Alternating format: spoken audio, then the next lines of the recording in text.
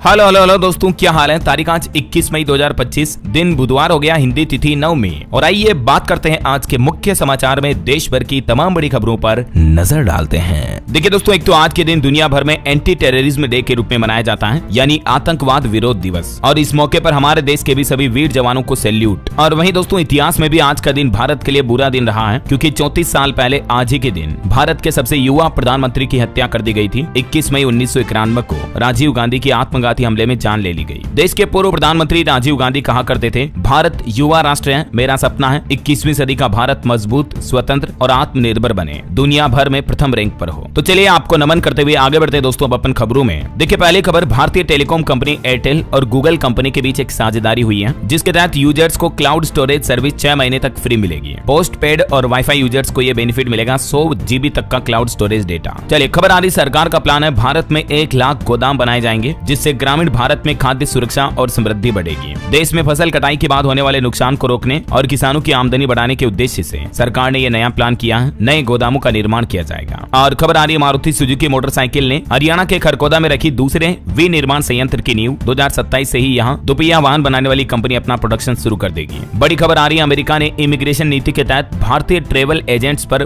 Visa पर प्रतिबंध लगा दिया है। अमेरिकी विदेश विभाग के प्रवक्ता की तरफ से इस संबंध में नोटिस जारी किया गया। चलिए अगली खबर देखिए दोस्तों, टाइम मैगजीन ने पहली बार जारी की दुनिया के टॉप 100 परोपकारियों की लिस्ट, जिसमें अंबानी परिवार के भी 2 लोग शामिल हुए हैं। भारत के लिए बड़े गर्व की बात है कि भारत की शख्सियत भी इस लिस्ट में शामिल हुई। दुनिया के 100 सबसे परोपकारियों में मुकेश अंबानी और नीता अंबानी शामिल हैं। इसके अलावा अजीम प्रेमजी और निखिल कामत को भी इसमें जगह मिली। इस लिस्ट को 4 कैटेगरी में बांटा गया है, जिसमें दशकों से दान करने वाले लोगों के नाम भी शामिल हैं। मतलब जो दुनिया भर से ऐसे लोग जो दान धर्म करते हैं, समाज सेवा करते हैं, ऐसे परोपकारियों की ये लिस्ट है टाइम 100 फिलैंथ्रोपी 2025। और इस टाइम मैगजीन के मुताबिक अंबानी दंपति ने साल 2024 में 407 करोड़ रुपए का दान किया और वे भारत के सबसे बड़े डोनर्स में शामिल हुए हैं। रिलायंस फाउंडेशन के जरिए भी करोड़ों लोगों तक मदद पहुंची। चलिए अगला अपडेट देखिए, मध्य प्रदेश में जल्द ही शुरू होगी कर्मचारियों के लिए केसलेस स्वास्थ्य बीमा योजना। इस योजना के तहत कर्मचारियों और उनके आश्रितों को केसलेस मेडिकल ट्रीटमेंट की सुविधा मिलेगी और प्रदेश के 7 लाख से भी ज्यादा सरकारी कर्मचारियों को स्वास्थ्य बीमा का लाभ भी मिलेगा।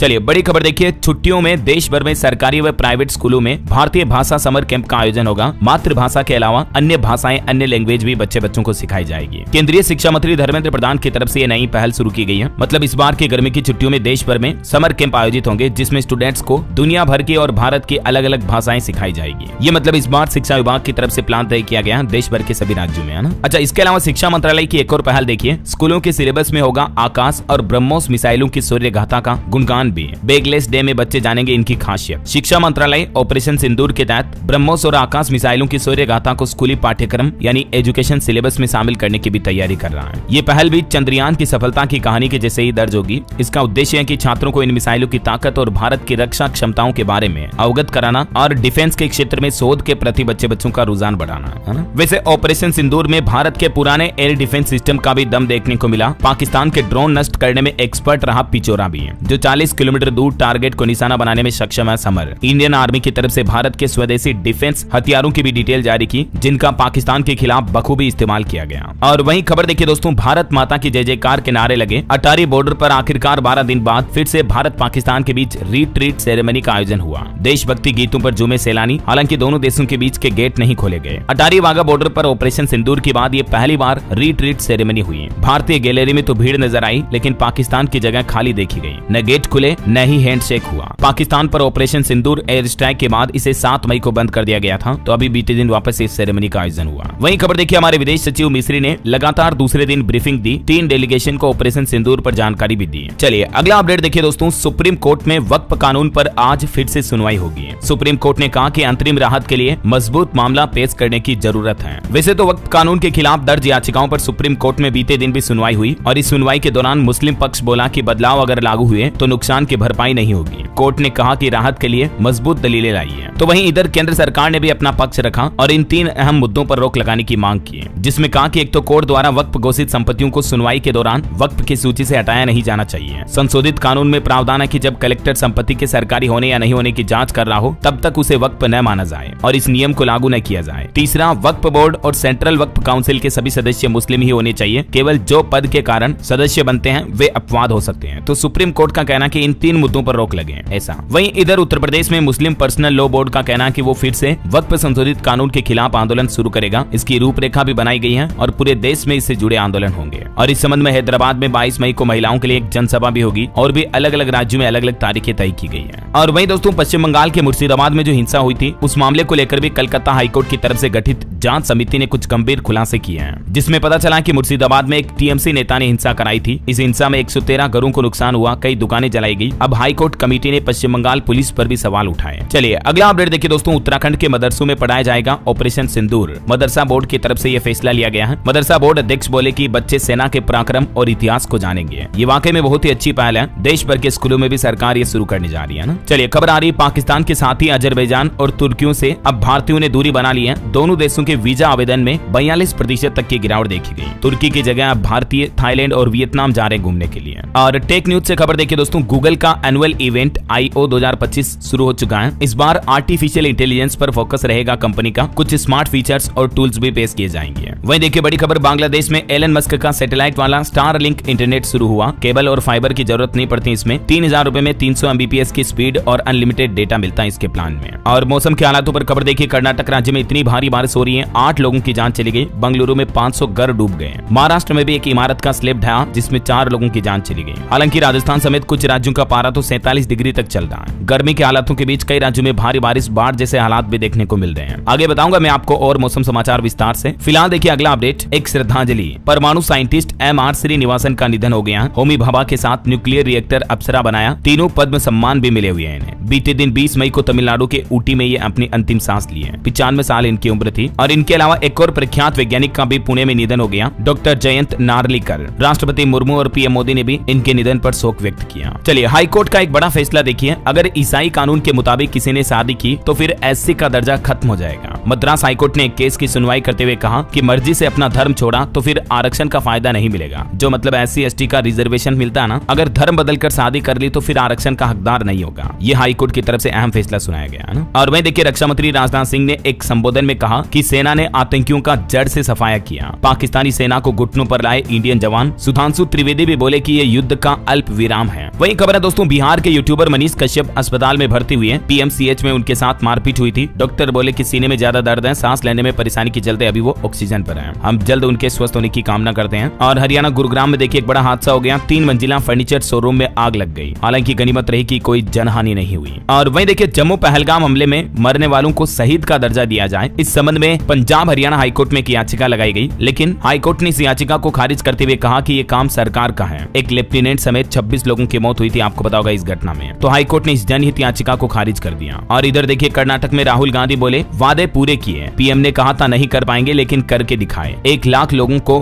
घरों का मालिकाना हक मिला। कांग्रेस नेता राहुल गांधी ने कर्नाटक के विजयनगर में संकल्प रैली आयोजित की और इस दौरान ये बातें कही। वहीं सुप्रीम कोर्ट का एक बड़ा फैसला देखिए, अब फ्रेश लॉ ग्रेजुएट्स नहीं दे सकेंगे जुडिशियल सर्विस एग्जाम। कम से कम 3 साल का कोर्ट रूम एक्सपीरियंस होना जरूरी होगा। यानी जुडिशियल सर्विस के लिए 3 साल वकालत करना जरूरी होगा, तभी ये एग्जाम दे पाएंगे। देश के युवा स्टूडेंट्स वगैरह के लिए बड़ा फैसला है। सुप्रीम कोर्ट ने अपने फैसले में 5 बड़ी बातें कही है। देख सकते हैं आप इस फैसले की डिटेल जानकारी भी है। हालांकि ये जो नया नियम है ये पहले से चल रही भर्तियों पर लागू नहीं होगा, भविष्य की आने वाली भर्तियों पर यह नया नियम लागू होगा, ठीक है ना। और वहीं बिटकॉइन ट्रेडिंग पर भी सुप्रीम कोर्ट ने एक फैसला सुनाते हुए कहा कि बिटकॉइन ट्रेड हवाला की तरह अवैध कारोबार है जो कि अर्थव्यवस्था को प्रभावित कर सकता है। सरकार क्रिप्टो करेंसी पर स्पष्ट नीति क्यों नहीं बनाती है। क्रिप्टो करेंसी पर पूरी तरह से बैन लगाना ना समझी होगी क्योंकि वैश्विक व्यापार में ये नए वित्तीय तंत्र तैयार हो रहे हैं, लेकिन भारत में सरकार को इसको रेगुलेट करना चाहिए, कंट्रोल करना चाहिए। ये कहना है सुप्रीम कोर्ट के जज का, देख सकते हैं आप। और अगला अपडेट देखिए दोस्तों, पश्चिम बंगाल में शिक्षकों ने एक बार फिर से प्रदर्शन किया और मुख्यमंत्री ममता बनर्जी बोले कि बाहरी लोग भी इस प्रदर्शन में शामिल हुए। हर चीज की लक्ष्मण रेखा होती है, आंदोलन करने की बजाय कोर्ट में केस लड़िए। पश्चिम बंगाल शिक्षक भर्ती घोटाले में नौकरी गंवा चुके युवा टीचर्स पिछले 6 दिनों से लगातार प्रदर्शन कर रहे हैं। और गुजरात के अहमदाबाद में देखिए बांग्लादेशी घुसपैठियों के अवैध निर्माण पर एक बार फिर से तगड़ा एक्शन लिया गया। 4 घंटों में 2000 से ज्यादा मकानों और दुकानों पर बुलडोजर चलाया गया और इस एक्शन के दौरान 3000 से ज्यादा जवान भी तैनात रहे। ये तस्वीरों में देख सकते हैं दोस्तों, पूरी की पूरी गांव जैसे इलाकों को, कॉलोनियों को सपाट कर दिया गया, तबाह कर दिया गया, क्योंकि ये अवैध रूप से बांग्लादेशी लोग अहमदाबाद में आकर अपने गाँव बना दिए, पूरे कॉलोनियां बसा दी। देखिए जरा, हाल ही में इससे पहले इस संबंध में याचिका गुजरात हाईकोर्ट में भी लगाई थी, लेकिन हाईकोर्ट ने भी इस एक्शन पर स्टे लगाने की याचिका को खारिज कर दिया। और वैसे भी अभी सरकार बांग्लादेश के खिलाफ कई सख्त एक्शन लिए हैं, कई बांग्लादेशी सामानों पर भी प्रतिबंध लगा दिए हैं। तो इस बीच ये एक और बड़ा एक्शन देखने को मिला है ना। चलिए खेल समाचार पर खबर देखिए। आईपीएल मैच में राजस्थान ने चेन्नई को 6 विकेट से हराया। 17 ओवर में चेज किया 188 रन का टारगेट। वैभव सूर्यवंशी की 50 भी देखने को मिली है। और कोरोना मामलों पर बड़ी खबर आ रही दोस्तों, फिर से लौट आया कोरोना। हमारे देश में भी 2 लोगों की मौत होने की खबर है। 257 मरीज सामने आए। केरल राज्य में अभी सबसे ज्यादा 69 केस चल रहे हैं कोरोना के, क्योंकि दोस्तों आजकल के दिनों में दुनिया भर के कई देशों में कोरोना के मामलों में तेजी से बढ़ोतरी देखी जा रही है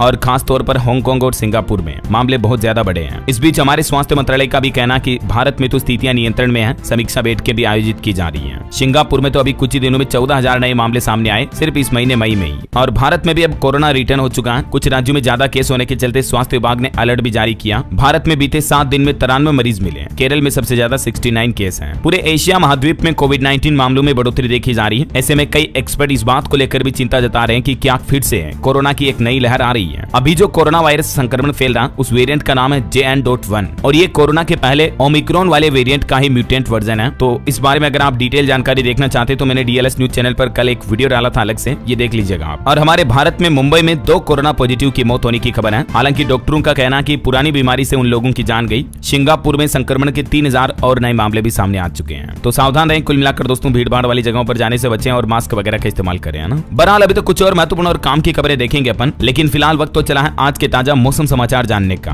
और हाँ, एक छोटी सी गुजारिश आपसे ये है, अगर आप DLS न्यूज चैनल से अभी तक भी जुड़े नहीं हो दोस्तों तो जुड़ जाइए। चैनल को सब्सक्राइब करके बेल आइकन जरूर दबा दीजिएगा और इस वीडियो पर एक लाइक और शेयर भी कर देना, ताकि आपको रोजाना की ताजा खबरें, महत्वपूर्ण मुख्य समाचार, काम की न्यूज अपडेट सबसे पहले आपके मोबाइल पर मिलते रहेंगे। ठीक है ना। आप एक बार खुद चैनल पर जाकर देख लो आराम से। हर रोज मैं तारीख वाइज आपके लिए न्यूज अपडेट लाता रहता हूँ। आप खुद कहोगे कि हाँ यार DLS भाई बहुत ही अच्छी काम की खबरें बताते हो। तो चैनल पर जाकर देखो, लाइक करो, शेयर करो, सब्सक्राइब करो और तब तक मैं आपको ले चलता हूँ मौसम अपडेट की तरफ। तो देखिए देश के कई राज्यों में बीते दिन भी मंगलवार को भारी बारिश देखी गई। खास करके कर्नाटक वगैरह में हालात काफी खराब चल रहे हैं। कई लोगों की जान चली गई। कुछ अलग अलग राज्यों के हालात देखिए आप। राजस्थान में भी उदयपुर में तेज हवा के साथ बरसात हुई। कई पेड़ पौधे गिर गए। कई जिलों में भीषण गर्मी पड़ रही तो कुछ जिलों में बारिश के हालात चल रहे हैं। इधर मध्य प्रदेश के भी 40 जिलों में आंधी बारिश का अलर्ट है। रीवा में खंभे गिरे। करंट की वजह से एक किसान की भी जान चली गई। बिहार के भी 27 जिलों में आंधी बारिश की चेतावनी। सुपौल में आकाशीय बिजली गिरने से 2 लोगों की मौत हो गई। हरियाणा में आज से अब 2 दिन हीट वेव की चेतावनी। तापमान 45 डिग्री के पार पहुंचा। तो वहीं झारखंड के हालात देखिए आप। राजधानी रांची में हवा के साथ तेज बारिश हुई। आज और कल भी पूरे राज्य में भारी बारिश की संभावना है। 23 मई तक आंधी तूफान को लेकर मौसम विभाग ने येलो अलर्ट जारी किया है झारखंड में। पंजाब में अब आज से गर्मी सताएगी। 2 दिन मौसम शुष्क रहेगा। फिर 23 तारीख के बाद बारिश और तेज हवाएं चलने का अनुमान रहेगा पंजाब में भी, है ना। बाकी और भी दोस्तों अगले 24 घंटों के दौरान मौसम की संभावित गतिविधियां क्या रह सकती हैं, जिसकी जानकारी आप देख सकते हैं। 21-22 मई को किन किन राज्यों में बारिश की गतिविधियां रहेगी। और 4-5 दिनों के बाद केरल में मानसून के भी पहुंचने की संभावना है। इस बार मानसून भी जल्दी आ रहा है ना। चलिए मौसम के बाद अब अपन आज के सराफा बाजार पर नजर डाल लेते हैं। तो देखिए सोने का दाम 32 रुपए की मामूली बढ़ोतरी के साथ 93,807 रुपए प्रति 10 ग्राम चल रहे हैं। जबकि चांदी के भाव में भी कोई ज्यादा बढ़ोतरी नहीं हुई। 45 रुपए की बढ़ोतरी के साथ अभी 95,800 रुपए प्रति किलो सिल्वर का प्राइस चल रहा है। और भी अलग अलग कैरेट के हिसाब से गोल्ड का रेट आप देख सकते हैं। और चलिए साथ के साथ कुछ मार्केट अपडेट्स भी देख लेते हैं। बीते दिन भारतीय शेयर बाजार में तगड़ी गिरावट देखने को मिली। 873 अंक लुढ़का सेंसेक्स। निफ्टी भी 250 अंक से ज्यादा टूटा। और म्यूचुअल फंड पर एक रिपोर्ट सामने आ रही है। देखिए एमपी की रिपोर्ट में पता चला कि म्यूचुअल फंड उद्योग ने नया शिखर छुआ। 65.74 लाख करोड़ रुपए म्यूचुअल फंड का इन्वेस्टमेंट फंड हो चुका है। और SIP में निवेश भी 45% तक बढ़ा है। बीते वित्त वर्ष 2024-25 से लेकर अब तक ये उछाल देखने को मिला।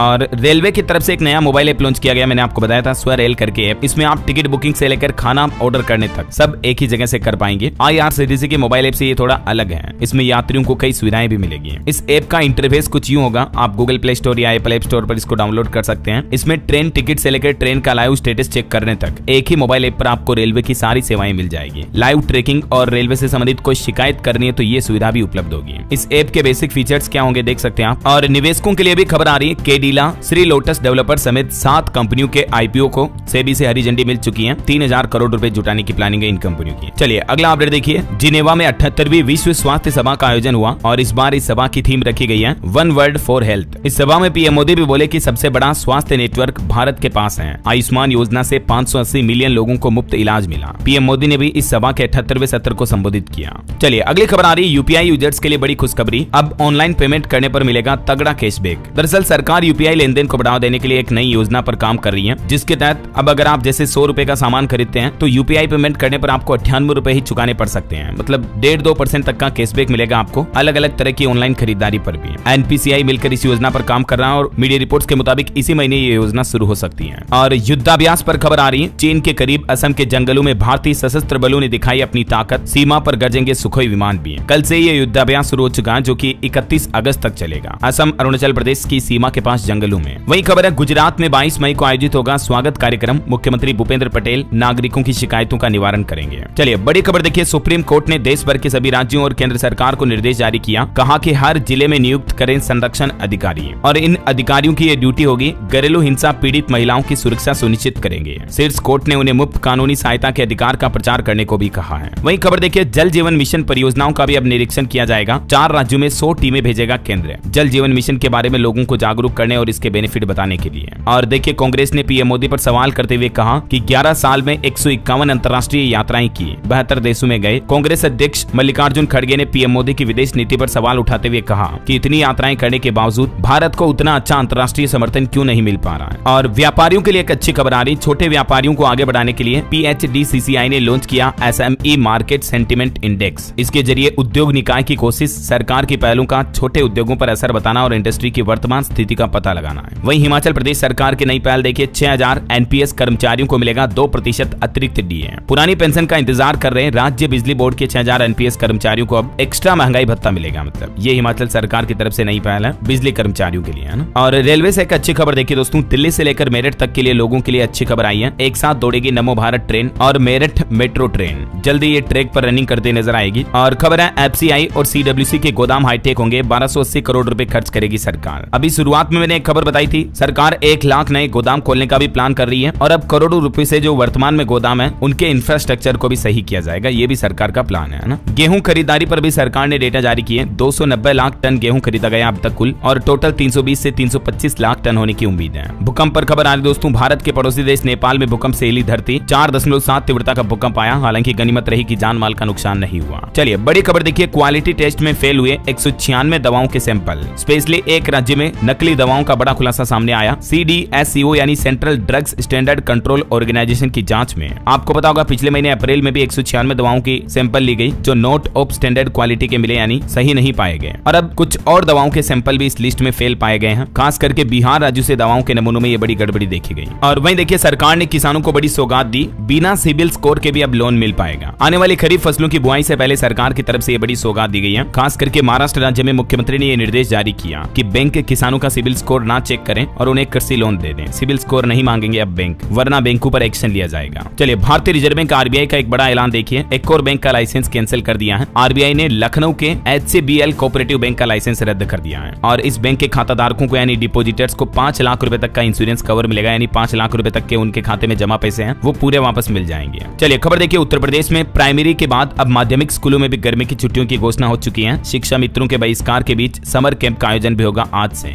21 मई से प्रदेश भर में समर कैंप लगेंगे। 10 जून तक चलेंगे ये कैंप। और वहीं उत्तर प्रदेश में एक और आदेश जारी हुआ, प्रदेश के सभी जू और लायन सफारी भी एक सप्ताह के लिए बंद रहेंगे। अभी आपको पता होगा यूपी के कई जिलों में जो बर्ड फ्लू फैल रहा, तो उसके मद्देनजर ये फैसला लिया गया। 27 मई तक ये सभी पार्क वगैरह बंद रहेंगे, है ना। वहीं खबर है, यूपी वाराणसी काशी से तय होगी 4 राज्यों की रणनीति। 24 जून को काशी आएंगे गृह मंत्री अमित शाह और कई बैठकें भी करेंगे। और देखिए, बीते दिन मुख्यमंत्री योगी आदित्यनाथ ने भी कहा कि कल की भगवान का अवतार होगा, ये नए भारत का नया यूपी है। सीएम योगी ने माफिया राज भी खत्म करने का दावा किया। मुख्यमंत्री योगी आदित्यनाथ उत्तर प्रदेश के कासगंज पहुंचे, जहां से उन्होंने पाकिस्तान और विपक्षियों दोनों को जमकर लताड़ा और कहा कि हमने घर में घुसकर मारा है। अब जो माफिया क्राइम करने वाले लोग हैं, अगले चौराहे पर उनका यमराज इंतजार कर रहा होगा और फिर उनका राम राम सत्य हो जाएगा। ये नए भारत का नया उत्तर प्रदेश है। चलिए अगला अपडेट देखिए, दिल्ली में भाजपा सरकार ने की विधायक फंड में भारी कटौती। अब सड़क और स्कूल बनाने के लिए भी मिलेगा इतना MLA लेड, यानी क्षेत्रीय विकास फंड में ये भारी कटौती की गई है। 15 करोड़ को घटाकर 5 करोड़ कर दिया गया है। वहीं दिल्ली में अपना घर आवास योजना 2025 भी लॉन्च हो चुकी है और इस योजना के तहत लोकनायकपुरम, सीरसपुर और नरेला में लोगों को फ्लैट्स मिलेंगे। DDA के द्वारा ये योजना शुरू की गई है, यानी दिल्ली डेवलपमेंट अथॉरिटी की तरफ से।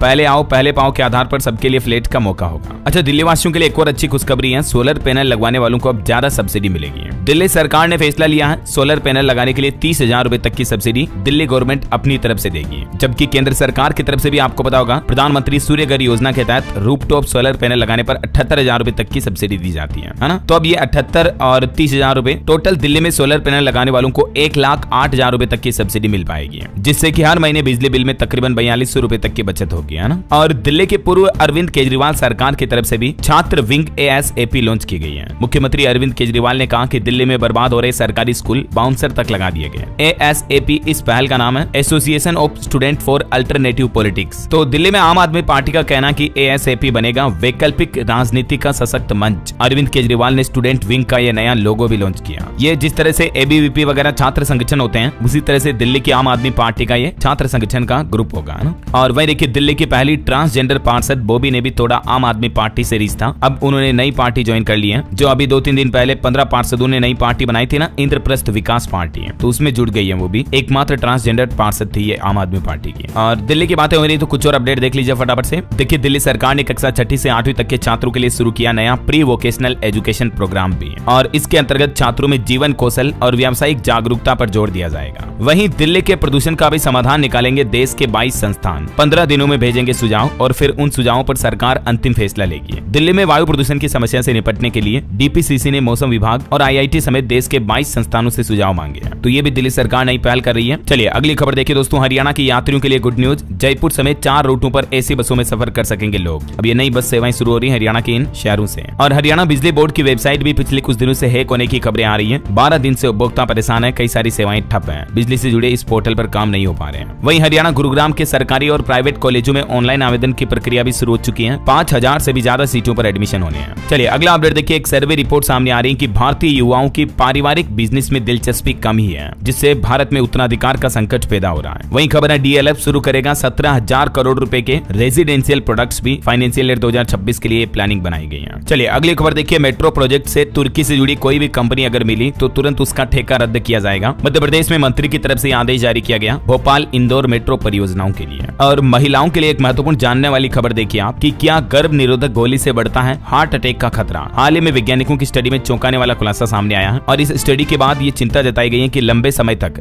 गर्भ निरोधक गोलियों का सेवन करने से महिलाओं में स्ट्रोक और हार्ट अटैक का खतरा बढ़ सकता है। लेकिन वैज्ञानिकों ने अपनी नई स्टडी में पाया, ये अंतर्राष्ट्रीय रिसर्च सामने आई हाल ही में, कि जो नई पीढ़ियां हैं जिनमें हार्मोन की मात्रा कम होती है, उनमें तो ये जोखिम कम पाया जाता है। लेकिन खास करके ऐसी महिलाएं जो गर्भ निरोधक दवाइयों का सेवन तो करती हैं, उसके अलावा जैसे धूम्रपान करने वाली महिलाएं हो गई, या जिन्हें हाई ब्लड प्रेशर या हाई कोलेस्ट्रॉल की प्रॉब्लम है, तो उनके लिए ये और भी ज्यादा खतरनाक हो सकता है। या फिर जिन महिलाओं के परिवार की हिस्ट्री में किसी सदस्य को पूर्व दादा दादियों को हार्ट अटैक का इतिहास रहा है, तो ऐसी महिलाओं के लिए भी जोखिम ज्यादा हो जाता है गर्भ निरोधक दवाओं से हार्ट अटैक आने का। तो इसीलिए अपने हेल्थ का चेकअप करवाएं, डॉक्टर से सलाह लेने के बाद ही इस तरह की दवाओं का सेवन करें, है ना। चलिए टेक न्यूज से खबर देखिए दोस्तों। पेटीएम कंपनी एक नया प्राइवेसी फीचर लेकर आ रही है। अब आप अपने ट्रांजैक्शन को भी छुपा पाएंगे। वहीं सरकारी कर्मचारियों के लिए एक नया UPS कैलकुलेटर जारी किया गया है। NPS ट्रस्ट की तरफ से ये कैलकुलेटर जारी किया गया, देख सकते हैं आप, जहां पर सरकारी कर्मचारी कैलकुलेट कर पाएंगे कि उन्हें उनकी नौकरी के बाद कितनी पेंशन मिलेगी, अभी उनकी सैलरी कितनी है, वगैरह वगैरह। ये डेटा फीड करने के बाद आप अपनी पेंशन भी कैलकुलेट कर सकेंगे, है ना। चलिए दिल्ली के लोगों के लिए एक और खुशखबरी आ रही है। हाउस टैक्स में बड़ी राहत मिली है। अब नहीं देना होगा कचरा यूजर चार्ज। दिल्ली नगर निगम की तरफ से कचरा इकट्ठा करने के लिए लगाए जाने वाले यूजर चार्जेस को खत्म कर दिया है। तो हाउस टैक्स में अब ये सरचार्ज टैक्स वगैरह नहीं लगेगा ना। वही देखिए दोस्तों, गृह मंत्री अमित शाह की अध्यक्षता में सहकारी डेयरी क्षेत्र में बड़ी पहल की गई। 3 नई बहुराज्य समितियों की घोषणा की गई है। और IB प्रमुख तपन कुमार डेका का कार्यकाल 1 साल और बढ़ाया गया। वहीं करंट अफेयर्स के हिसाब से एक इंपोर्टेंट अपडेट है। माउंट एवरेस्ट फतह करने वाली CISF की पहली अधिकारी बनी गीता समुट्टा।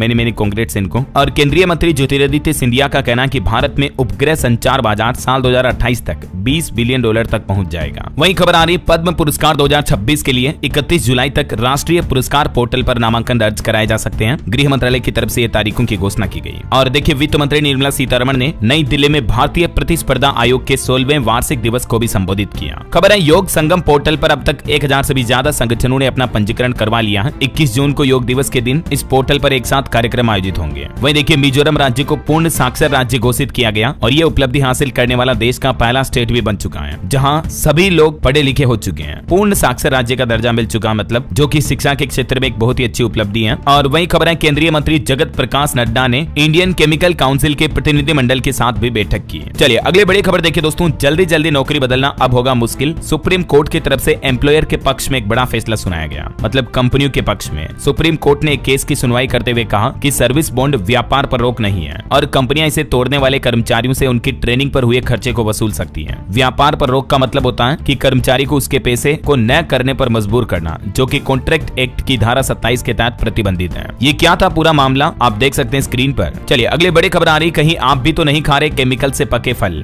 FSSAI की तरफ से एक चौंकाने वाला खुलासा किया गया है। Food safety standard authority of India FSSAI ने देश के सभी राज्यों और केंद्र शासित प्रदेशों से निरीक्षणों में तेजी लाने और गलत प्रक्रियाओं से फल पकाने वाले एजेंटों को रोकने का आग्रह किया है। खास करके अभी गर्मी के समय में केमिकल से आम वगैरह पकाए जाते हैं। हर सीजन में कई फलों को केमिकल से पकाया जाता है ना। तो इसके रिगार्डिंग अभी हाल ही में मैंने आपको एक खबर भी बताई थी DLS न्यूज चैनल पर कि किस तरह से आप पहचान वगैरह कर सकते हैं केमिकल से पके फलों की। आप सर्च करना DLS न्यूज मैंगो तो आपको पता चल जाएगा, ठीक है ना। चलिए अगला अपडेट देखिए दोस्तों। त्रिपुरा राज्य ने किसानों को सशक्त बनाने के लिए विकसित कृषि संकल्प अभियान शुरू किया। वहीं भारत ने बांग्लादेश को छोड़कर म्यांमार के रास्ते पूर्वोत्तर के लिए नया समुद्री मार्ग भी तैयार किया। इसका रूट मैप भी आप देख सकते हैं। और एक रिपोर्ट सामने आ रही दोस्तों, हमारे 23 राज्यों में सरकारी स्कूलों में नामांकन में बड़ी गिरावट देखी गई। अब शिक्षा मंत्रालय ने तत्काल प्रभाव से जांच की मांग की है, जिनमें से कुछ प्रमुख गिरावट वाले राज्यों की लिस्ट आप देख सकते हैं। सबसे ज्यादा यूपी, बिहार, राजस्थान में हुई है। और बड़ी खबर आ रही है, 70 कंपनियों ने 23,000 करोड़ रुपए की इलेक्ट्रॉनिक्स कंपोनेंट विनिर्माण योजना के तहत आवेदन किया। वहीं चाइना के दुर्लभ मृदा निर्यात पर प्रतिबंध से भारत के इलेक्ट्रिक वाहन महत्वाकांक्षाओं को खतरा है। और खबर आ रही, चीन और कंबोडिया ने सैन्य संबंधों को बढ़ावा देने हेतु भी गोल्डन ड्रैगन 2025 लॉन्च किया। चलिए अगला अपडेट देखिए। यूट्यूबर ज्योति से NIA की पूछताछ चल रही है। टेरर लिंकिंग की भी जांच हो सकती है। ज्योति के क्लाउड स्टोरेज में रडार और BSF मूवमेंट के वीडियो भी मिले हैं। यूट्यूबर ज्योति ने मध्य प्रदेश उज्जैन में भी वीडियो बनाए थे, लेकिन उनको अपलोड नहीं किया था। पाकिस्तान जासूस के उज्जैन इंदौर कनेक्शन की भी जांच करेगी अब SIT। जासूस ज्योति राजस्थान में पाकिस्तान बॉर्डर तक गई थी। मुनाबाव रेलवे स्टेशन सहित प्रतिबंधित इलाकों का वीडियो भी बनाया था। ज्योति मल्होत्रा को लेकर कुछ और चौंकाने वाले खुलासे सामने आ रहे हैं। एक तो उसने बांग्लादेश वीजा के लिए भी अप्लाई किया था। वहीं ज्योति मल्होत्रा की अब डायरी भी मिली है, उसमें भी पाकिस्तान का प्रेम झलक रहा। 2 पेज में लिखी थी पड़ोसी मुल्क की वाही वाही। डायरी में लिखा था कि पाकिस्तान की आवाम से काफी मोहब्बत मिली है। ये सरहदों की दूरियां पता नहीं कब तक बरकरार रहेगी। और ज्योति मल्होत्रा के व्हाट्सएप चैट से भी कुछ ISI से कोड वर्ड में बातचीत करने के तार सामने आए हैं। वहीं एक और खुलासा ये सामने आ रहा है कि पहलगाम हमले के बाद अम्बेसी में केक लेकर आए युवक से भी पाकिस्तान में मिली थी ज्योति। जिस पाकिस्तान दूतावास के दानिश की वजह से फंसी यूट्यूबर ज्योति मल्होत्रा, उसके साथ रामपुर के शहजाद का भी कनेक्शन सामने आया। और हाल ही में आपको पता होगा, न सिर्फ ज्योति बल्कि हरियाणा, पंजाब से कई सारे यूट्यूबर और जासूस पकड़े गए।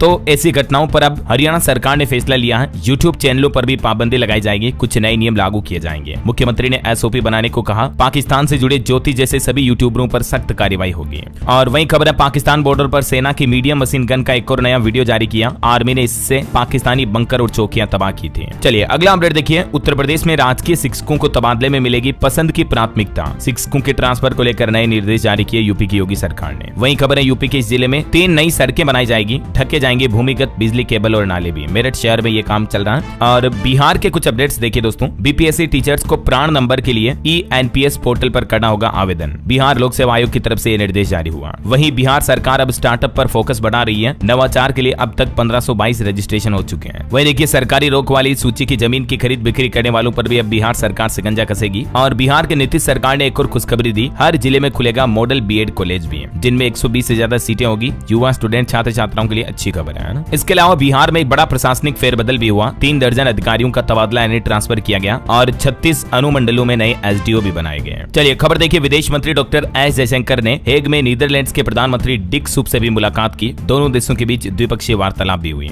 और दिल्ली के मुख्यमंत्री रेखा गुप्ता ने नई दिल्ली के ताल कटोरा स्टेडियम में दिल्ली गेम्स 2025 का उद्घाटन भी किया। चलिए कुछ और स्टेट न्यूज अपडेट देख लेते हैं फटाफट से। देखिए, मध्य प्रदेश में सरकार की नई पहल, सड़क हादसे में घायलों को गोल्डन हावर में मिलेगा मुफ्त इलाज। राष्ट्रीय राजमार्ग पर हादसों के लिए केसलेस सुविधा भी शुरू होगी। जून से ही मध्य प्रदेश में ये नई स्कीम शुरू होने जा रही है। इसके अलावा घायल एक्सीडेंट को अस्पताल पहुंचाने वालों को भी 25,000 रुपए तक का इनाम दिया जाएगा। मध्य प्रदेश के मुख्यमंत्री डॉक्टर मोहन यादव की कैबिनेट बैठक में यह बड़ा फैसला लिया गया है। और जल्द ही PM मोदी भी मध्य प्रदेश में इंदौर मेट्रो और दतिया सतना एयरपोर्ट का लोकार्पण करेंगे। बताया जा रहा है कि इसी महीने मई में PM मोदी का दौरा होगा। और भी मध्य प्रदेश की मोहन कैबिनेट बैठक में ये 4 बड़े फैसले लिए गए। देख सकते हैं आप इन फैसलों की डिटेल जानकारी भी। और खबर है, मध्य प्रदेश के 5 शहरों में मिलेगी मेट्रोपॉलिटन अथॉरिटी की सौगात। इंदौर भोपाल का 19,000 वर्ग किलोमीटर का एरिया भी डेवलप किया जाएगा। और इन 5 शहरों में शामिल है इंदौर, भोपाल, जबलपुर, ग्वालियर और उज्जैन। वहीं देखिए, भारत पाकिस्तान बॉर्डर पर सख्ती बढ़ती जा रही है। कार से लाए 12 करोड़ की हीरोइन जब्त हुई राजस्थान में। और राजस्थान में जयपुर दिल्ली के बीच भी सुपर लग्जरी बसें फिर से शुरू होगी। वहीं प्रधानमंत्री नरेंद्र मोदी भी कल 22 तारीख को राजस्थान का दौरा करेंगे। यहाँ 26,000 करोड़ की नई विकास परियोजनाओं का उद्घाटन भी करेंगे। और इस दौरान कल देश भर में 103 अमृत भारत स्टेशनों का भी उद्घाटन करेंगे वर्चुअल माध्यम से, देश भर के अलग अलग राज्यों में, है ना। और देखिए दोस्तों, बीते दिन राजस्थान में एक बड़ी घटना भी हो गई। 68 भैंसों की मौत से 40 परिवार तबाह हो गए। इनमें से ज्यादातर भैंसें गर्भवती थी। दरअसल ये सभी भैंसें एक तालाब में नहाने के लिए गई, लेकिन उस तालाब में करंट फैल गया। 11,000 वोल्टेज की लाइन का तार जा रहा था पास से, तो उस खंबे की वजह से तालाब में करंट फैला। राजस्थान के 12 जिले के जलवाड़ा गांव का ये मामला है। वहीं खबर है, छत्तीसगढ़ शराब घोटाला मामले में रेड डली नकली 90 लाख रुपए बरामद हुए। दुर्ग भिलाई में 30 से ज्यादा जगहों पर छापेमारी हुई। झारखंड शराब घोटाले पर भी खबर आ रही। IAS विनय चौबे और गजेंद्र सिंह को गिरफ्तार किया गया, ACB ने कोर्ट में पेश किया। वहीं छत्तीसगढ़ के भी 5 रेलवे स्टेशनों का PM मोदी उद्घाटन करेंगे 22 मई को, कल।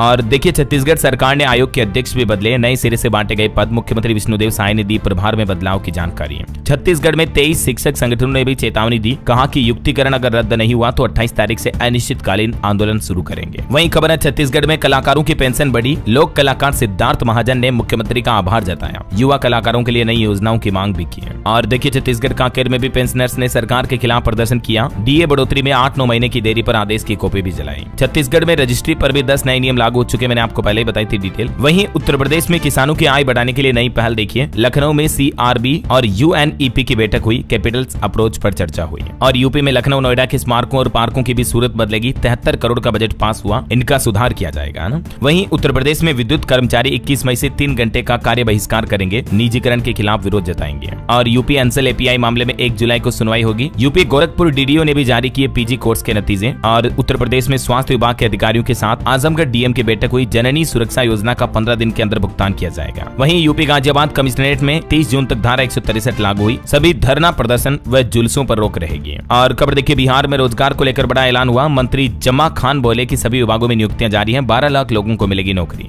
बिहार में आशा कार्यकर्ताओं ने भी मधुबनी में प्रदर्शन किया। मासिक वेतन 2500 से बढ़ाकर 10,000 रुपए करने की मांग है। और पंजाब में देखिए, भाखड़ा जल विवाद की हाईकोर्ट में अगली सुनवाई 22 तारीख को होगी। हरियाणा में फसली ऋण बढ़ने से हुड्डा नाराज हुए, बोले 7% ब्याज लगा दिया गया, सरकार तुरंत फैसला वापस ले। वहीं पंजाब में पराली जलाने की 9000 से ज्यादा घटनाएं सामने आई। वार्निंग यानी चेतावनी के बाद भी किसान भाई लोग पराली जला रहे हैं। पंजाब के मुख्यमंत्री ने 450 मुलाजिमों को भी नियुक्ति पत्र दिए। और चंडीगढ़ में पैदल यात्रियों के लिए लगेगी टाइमर लाइट, साइकिलिंग के लिए भी अलग से ट्रैक बनेगा। कैबिनेट बैठक में ये फैसला लिया गया। वहीं हेमकुंड साहिब यात्रा 25 मई से शुरू होगी। 22 तारीख को पंज प्यारों के साथ रवाना होगा पहला जत्था। और चंडीगढ़ के सरकारी स्कूलों में भी आपको फ्री स्पोर्ट्स कोचिंग की फैसिलिटी मिलेगी। ओके, और चलिए दोस्तों, कुछ अंतर्राष्ट्रीय न्यूज अपडेट देख लेते हैं फटाफट से। देखिए, बड़ी खबर, पाकिस्तान लश्कर-ए-तैयबा और जैश-ए-मोहम्मद के सरगनाओं को भारत को सौंपे। इजराइल में भारत के राजदूत JP सिंह ने यह मांग की। वहीं अब अफगानिस्तान भी रोकेगा पाकिस्तान का पानी। कुनार नदी पर डैम बना रहा। अफगान के जनरल बोले कि ये पानी हमारा खून है, इसे बहने नहीं देंगे। और खबर है, पाकिस्तान में फील्ड मार्शल बने आसिम मुनीर। शहबाज शरीफ कैबिनेट में फैसला हुआ। अयूब खान के बाद ये दूसरे फील्ड मार्शल होंगे। वहीं इधर चाइना की भी हरकत देखिए। पाकिस्तान में चीन बना रहा दुनिया का 5वां ऊंचा डैम। 700 फीट इसकी ऊंचाई होगी। पेशावर को हर दिन 30 करोड़ गैलन पानी सप्लाई होगा इससे। चलिए, खबर आ रही, यूरोपीय यूनियन ने भी रूस पर फिर से प्रतिबंध लगाए। 200 रूसी कंपनियां बैन हुई। पुतिन के यूक्रेन शांति वार्ता में शामिल नहीं होने पर यह एक्शन लिया गया। वहीं चाइना सरकार का नया ऑर्डर। चीन में सरकारी पैसे से शराब और सिगरेट नहीं खरीद पाएंगे अधिकारी। फिजूल खर्ची रोकने के लिए सरकार ने आदेश जारी किया। तो इधर इजराइल को ब्रिटेन, फ्रांस और कनाडा, इन 3 देशों ने चेतावनी दी। कहा कि गाजा में अगर जंग नहीं रोकी तो हम ठोस कार्रवाई करेंगे। दुनिया के 22 देशों ने गाजा को मदद मुहैया कराने को भी कहा है। तो ये हो गई दोस्तों आज दिन भर की बड़ी खबरें। और चलिए अंत में आज के राशिफल पर नजर डाल लेते हैं। देखिए, मेष राशि के लोगों को रुका पैसा मिलने के योग है। और कन्या राशि वालों की भी प्रॉपर्टी की बड़ी डील हो सकती है। और भी कुछ अलग अलग राशियों का राशिफल आप देख सकते हैं स्क्रीन पर।